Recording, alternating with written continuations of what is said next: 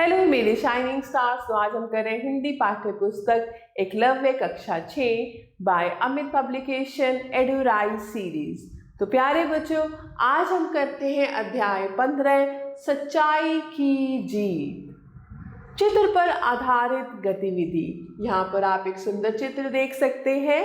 भारत के कौन से राज्यों में मक्के की फसल उगाई जाती है? तो प्यारे बच्चों, आप लिख सकते हैं पंजाब, हरियाणा, और भी आप खोज करके लिख सकते हैं और उससे होने वाले फायदे भी लिखो। तो आप ये कर सकते हैं। अब हम करते हैं पाठ प्रवेश। यह कहानी एक धनी किसान और उसके 3 बेटों की है। किसान के भुट्टो का खेत रोज कोई चिड़िया चुरा कर खा जाती है। तीनों बेटे उसे पकड़ने जाते हैं, लेकिन केवल सबसे छोटा बेटा जो दयालु होता है चोर को पकड़ पाता है। एक मेंढक उसकी मदद करता है और अंततः वह चिड़िया एक सुंदर लड़की बन जाती है। लड़के की इच्छाएं पूरी होती हैं और वह अपने पिता का उत्तराधिकारी बनता है। तो आइए पढ़ते हैं इस कहानी को। आइए शुरू करते हैं। एक गांव में एक धनी किसान रहता था। किसान के पास बैलों की जोड़ी और कई खिड़कियों वाले मकान के साथ साथ भुट्टो का एक खेत भी था। खेती बाड़ी के दिनों में वह बड़े गर्व से अपने खेतों की ओर निहारता यानी देखता और तपती दोपहरी में पके हुए भुट्टों को देखकर बड़ा प्रसन्न होता था।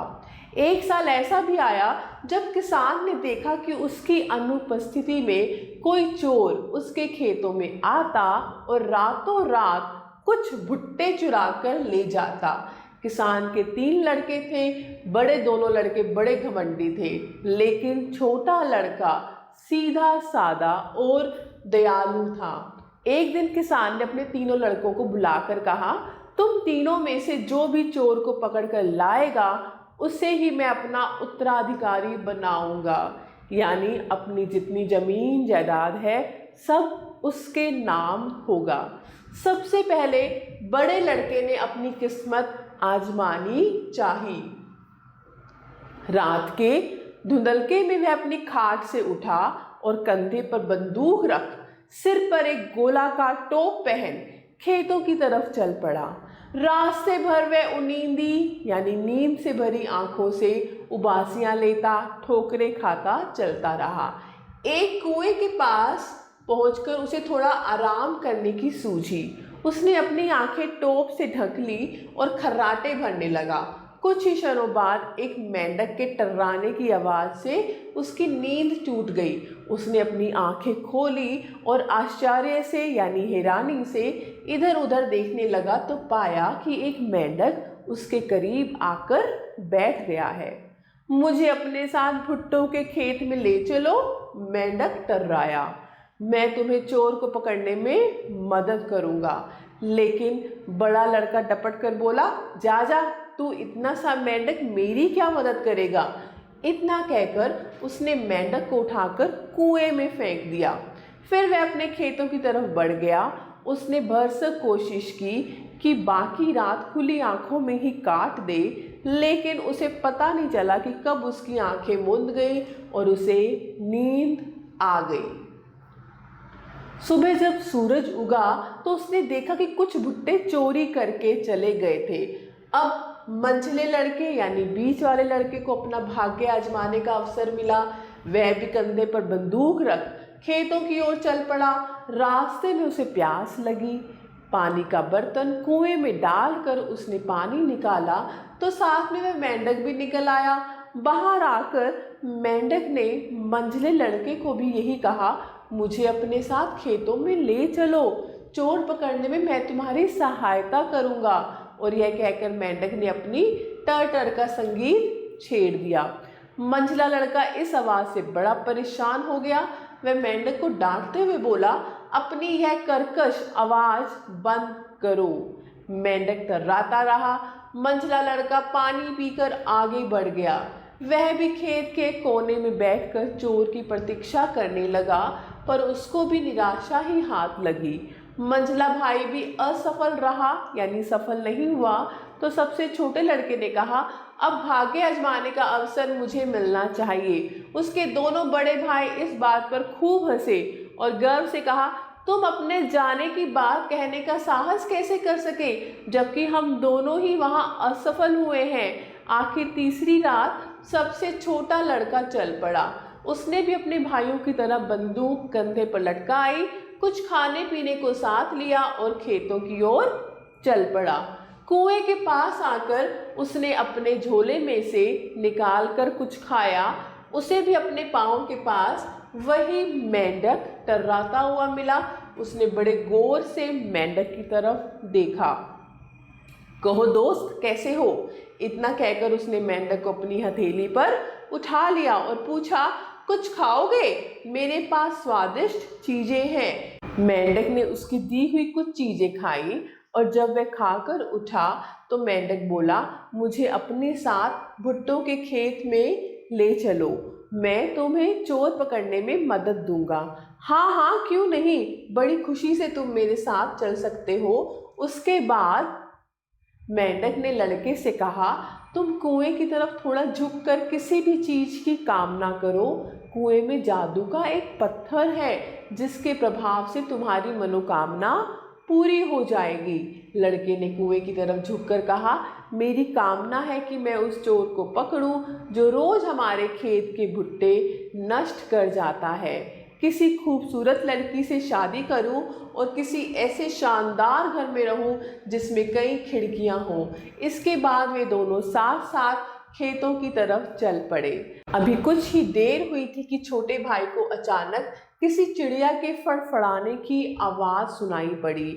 एक बहुत बड़ी चिड़िया आकाश से खेतों में उतर रही थी। चांदनी रात में चिड़िया के पंख सोने की तरह चमक रहे थे। छोटे भाई ने मन ही मन सोचा, तो यही है भुट्टा चोर, और निशाना बनाकर वह गोली दागने को ही था कि मेंढक जोर से ठर्राया, नहीं नहीं, उसे गोली मत मारो, ऐसा करने से तुम अपनी प्रेमिका को खो बैठोगे।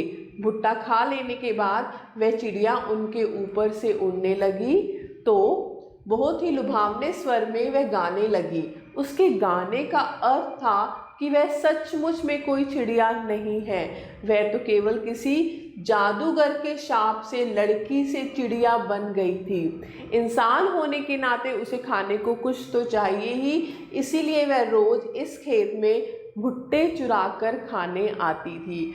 अब मेंढक के गाने की बारी थी।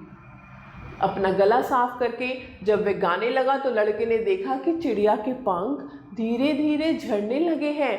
कुछ ही क्षणों में वह चिड़िया एक खूबसूरत लड़की में बदल गई। यही वह खूबसूरत लड़की है जिसकी तुमने कामना की थी, मेंढक बोला। छोटे लड़के ने उस लड़की का हाथ अपने हाथों में ले लिया और तीनों घर की तरफ चल दिए। जब वे वहां पहुंचे तो उसने देखा कि उसके पिता के घर के पास में ही कई खिड़कियों वाला एक सुंदर और आलीशान महल खड़ा था।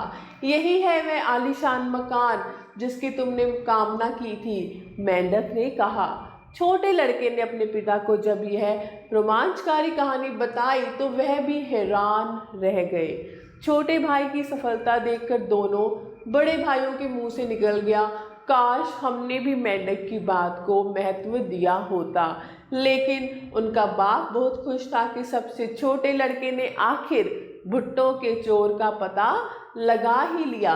अपने वचन के अनुसार उसने छोटे लड़के को अपना उत्तराधिकारी बना दिया। उस दिन के बाद वह लड़का, उसकी खूबसूरत बीवी और मित्र मेंढक उस आलीशान भवन में खुशी से दिन गुजारने लगे। तो बच्चों, कैसी लगी आपको कहानी? अब हम कहते हैं कठिन शब्द। धनी, गर्व, प्रसन्न, अनुपस्थिति, उत्तराधिकारी, धुंधलका, खर्राटा, डपटना, कर्कश, मनोकामना, जादू, निशाना, प्रेमिका, लुभावना, आलीशान।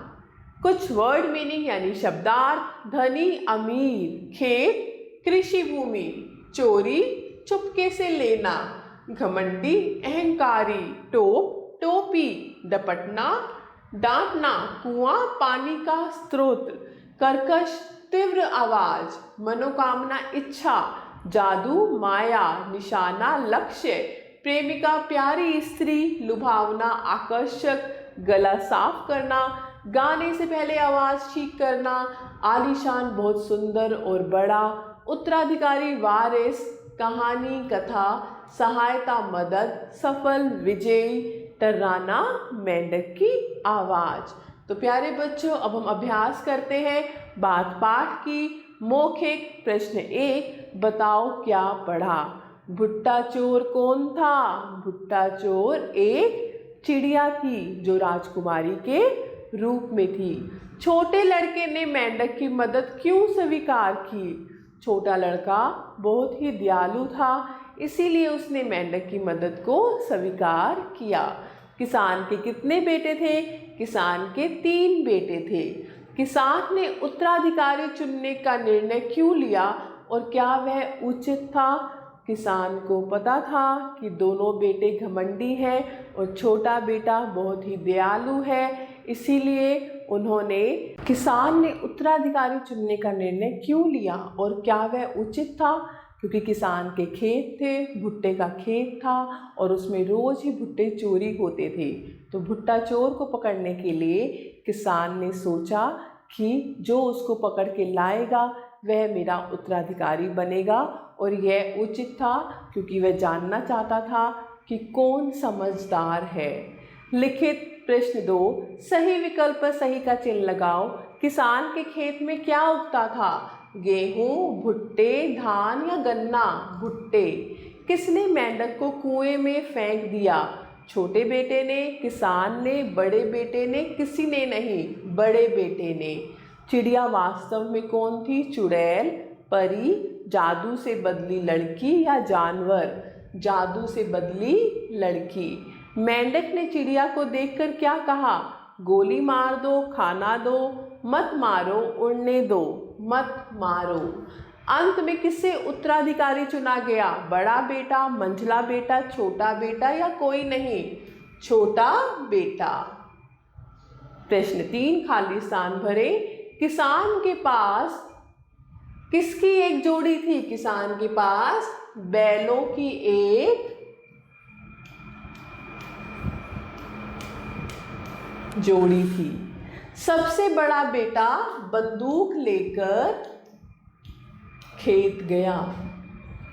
मेंढक ने किससे मदद मांगी? मेंढक ने छोटे बेटे से। लड़की जादू के शाप से चिड़िया बन गई थी। दोनों बड़े लड़के कैसे थे? घमंडी। मंझला लड़का मेंढक के टर्राने से, कर्कश आवाज से परेशान हो गया। चिड़िया के पंख किसकी तरह चमक रहे थे? चिड़िया के पंख सोने की तरह चमक रहे थे। अब प्रश्न 4, वाक्यों के सामने सही और गलत का चिन्ह लगाओ। किसान के 4 बेटे थे, किसान के 3 बेटे थे। गलत। छोटा बेटा दयालु था। सही। चिड़िया खेत से गेहूं खा रही थी। गलत। भुट्टे खा रही थी। मेंढक ने छोटे लड़के की मदद की। सही। छोटा लड़का सबसे सफल रहा। ये भी सही है। कुएं में सोने का एक पत्थर था, कुएं में जादुई पत्थर था। गलत। छोटे भाई की सफलता देखकर दोनों बड़े भाई बहुत प्रसन्न हुए।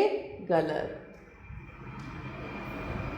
प्रश्न 5, निम्नलिखित प्रश्नों के उत्तर लिखो। छोटे बेटे की सफलता का रहस्य क्या था? छोटा बेटा बड़ा दयालु था, सब पर दया करने वाला था। उसने मेंढक को खाना भी खिलाया और उससे मदद भी ली और इस तरह वो सफल हुआ।